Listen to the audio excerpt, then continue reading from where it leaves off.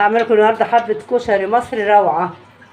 طبعا حطينا الزيت اهوت عشان نحمر فيه البصل الاول. طبعا الزيت ده كله باجي هعمل بيه بقيه الاكل والطماطم السلطه بتاعتها وكل حاجه. خلاص يا حبايبي، دقيقتين بس وهنرجع لبعض تاني. هنحمر بس البصل واشوف هعمل ايه، هرجع لكم تاني.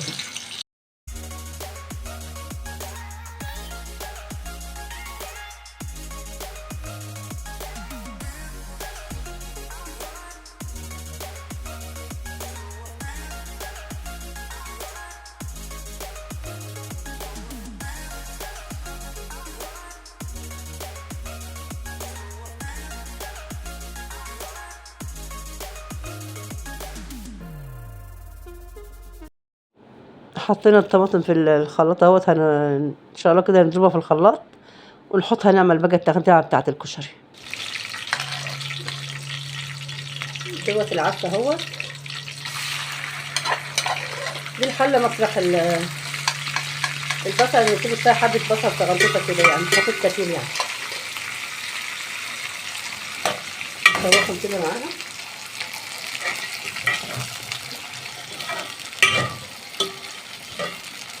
بحب اشوحه كده في الحل وبديله غلوتين، بحط عليه كمون والفلفل الاسمر واديله غلوتين واروح حاطه عليه الرز، اقلبهم واروح حاطه عليه الميه. انا بحب اعمله كده.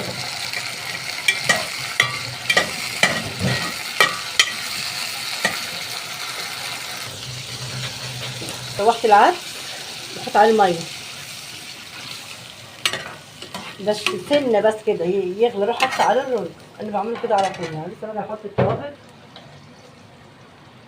حبه فلفل اسمر،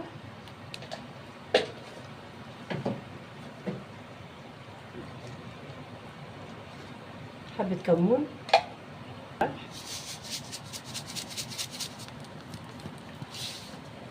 انا بشوف كده الحب بتاعه عامل ايه. لو عايز ملح بحط غلوه واحده بس. هروح حاطه عليه الرز عشان خاطر انا بحبه كده، عشان بحب بيطلع من العدس لون كده بني على خفيف. لازم ايه يبقى مدي لون هو والرز كده حلو مع بعض. انا بحب اعمله كده. قلت يا جماعه حطينا رز عليها على طول. هيغلي بقى وخلاص اوطي عليه. اروح بقى هكمل ميه واروح مطيه عليه على طول. بعدين بقى ايه قلبته كده بس كده المكرونه اهيت، وبعمل التخديعه. المكرونه كفايه كده كفايه كده معاكي، تكون صغيره كده حلوه كفايه، مش كونونه كده.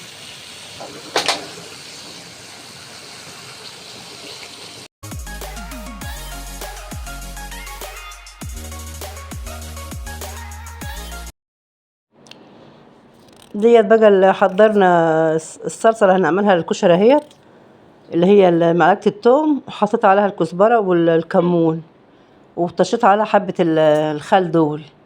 طبعا بشوح حبه واروح نازله بالطماطم على طول.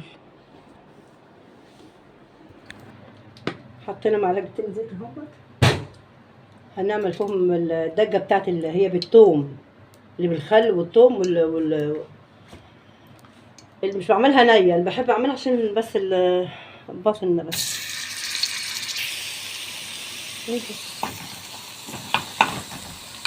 كده حبه كمون وملح، وهنحط كزبره لسه، وهنحط بقى حبه الخل اهم. انا نسيت وحطيت الميه. ماشي، انا بقول مش مركزه اليومين دول من يوم عمتي ما توفت بصراحه. بصوا، والبرد اللي عاملني ده، معلقتين خل هم كبار. المفروض اعملها بالخل الاول، فمعلش بقى انا كده حطيت الميه الاول، مش اشكال. لما نبقى نعمله وهي نيه بنحط الميه على الخل على كله مع بعض. الله، طعمها روعه يا جماعه، جميله جميله جميله بصراحه يعني. مش بشكر في نفسي، بس وهي كده احلى ما هي تكون نيه بصراحه. شكله جميل وحلو وطعمه احلى بقى. شوفوا الكشري اللي عملته، حاجه خفيفه وحاجه كده ايه يعني. اللهم صل على النبي. طب اقول كشري زي العسل. السلام عليكم، مش تنسوا اللايك والاشتراك، واشوفكم على خير.